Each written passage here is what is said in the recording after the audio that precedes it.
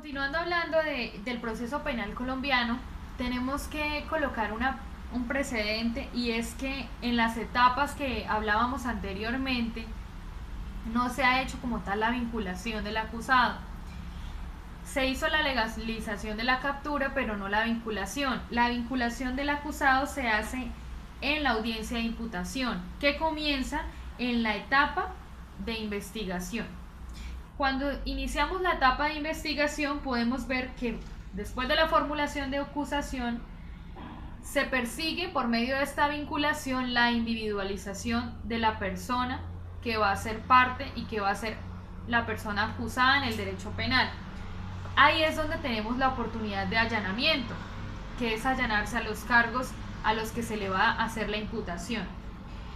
Ahí es donde el juez valora si se debe iniciar o se debe colocar una medida de aseguramiento o una medida de seguridad, dependiendo del caso. La medida de aseguramiento, si es privativa o no es privativa de la libertad, si es en establecimiento carcelario, y la medida de seguridad se establece a partir de ese momento. Esa es la etapa de investigación. Seguido a esta etapa de investigación, que se culmina con el escrito de acusación que presenta la fiscalía ante el juez, y el juez es el juez de conocimiento quien inicia el proceso de juzgamiento y el proceso en donde se inicia la etapa de juicio.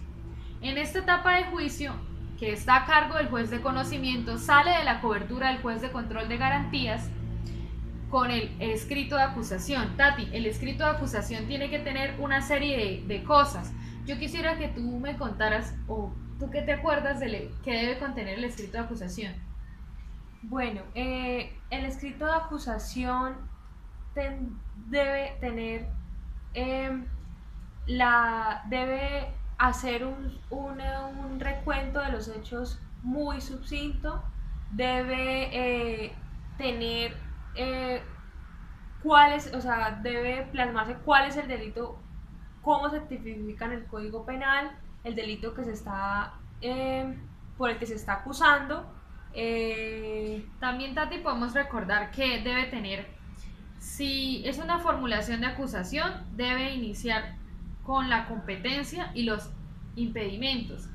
Si hay o no hay impedimentos, eso se va a tratar en audiencia de acusación. Entonces el fiscal debe tener en cuenta si el juez presenta recusaciones o impedimentos. Las nulidades, La calidad de víctima, la protección a la víctima y como tal la formulación de la acusación. Okay. Y la estipulación de los elementos materiales probatorios o el descubrimiento del material probatorio. Por parte de la fiscalía, eso se lleva en audiencia de acusación. Entonces también observamos que en la audiencia que sigue, que es la audiencia preparatoria, se descubre los elementos materiales probatorios de la defensa, y los de la fiscalía ya deben haberse descubierto en audiencia de acusación. Ahí es donde se decretan las pruebas. Las pruebas tienen recursos, Tati.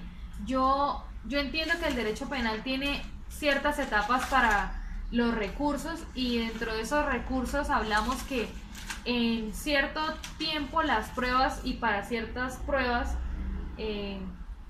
se pueden interponer recursos. Sí, claro que sí. Por jurisprudencia de la Corte Suprema de Justicia, jurisprudencia del año pasado, se estableció que se admiten recursos a las que admiten la prueba, solo procede el recurso de reposición. Cuando se niega, proceden los dos, el de reposición y el de apelación. Hay un caso especial, y es cuando la prueba viola derechos fundamentales, o sea, cuando estamos hablando de que la prueba fue ilícita. Ahí caben los dos recursos, apelación y reposición, con toda independencia de si la prueba se negó o la prueba se admitió. Ok, Tati.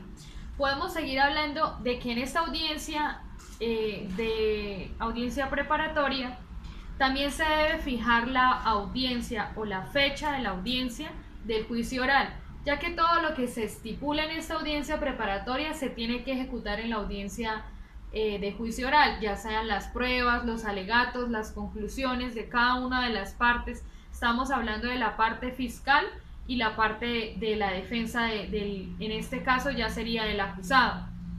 Hablamos de que la audiencia de juicio oral debe tener una serie o debe guardar un cierto margen de orden, y hablamos que se instala la audiencia, se lee la alegación inicial, se lee la teoría del caso, se practican las pruebas de las dos partes, tanto de la fiscalía como de la defensa, se presentan los alegatos, la cláusula de debate, que es la etapa que se da para que las partes controviertan, que es ahí mismo donde la prueba debe ser controvertida. El sentido del fallo, cuando hablamos del sentido del fallo, estamos hablando de que se da en esta audiencia de juicio oral. Se habla también del incidente de reparación, que bien cierto, la víctima se encuentra vinculada a este proceso penal y debe seguir y debe continuar su trámite para resarcir el daño causado, un daño que ya no es tanto civil, ya es más civil que un daño penal, ya es a resarcir el daño causado a los derechos materiales. Sí, es un proceso, pues digamos que es un incidente, es un poco más pequeño, no es como tal un proceso. Que va proceso, dentro del derecho penal. Sí.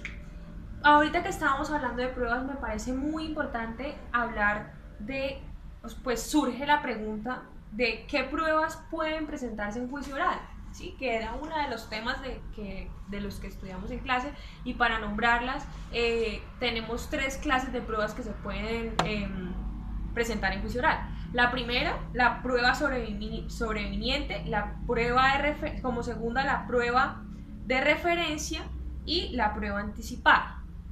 Que estas sirven como base para iniciar una construcción de la teoría del caso dentro del derecho penal. O para probar los hechos. O para probar los hechos.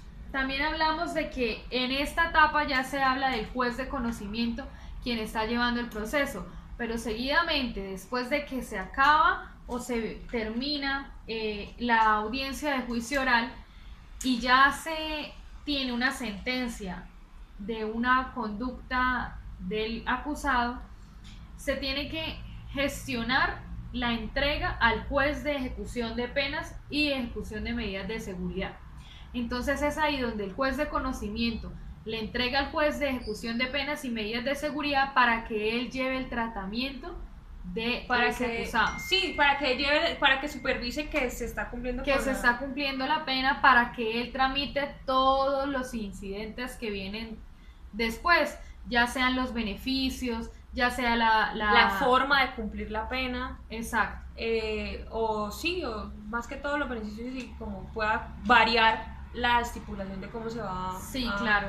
Ahí podríamos estar hablando de que, resumiendo y concluyendo, se inicia el proceso penal con una indagación, se continúa con una investigación y termina con el juicio. Con el juicio y el sentido del fallo, básicamente. Muchas gracias. Les agradecemos el tiempo.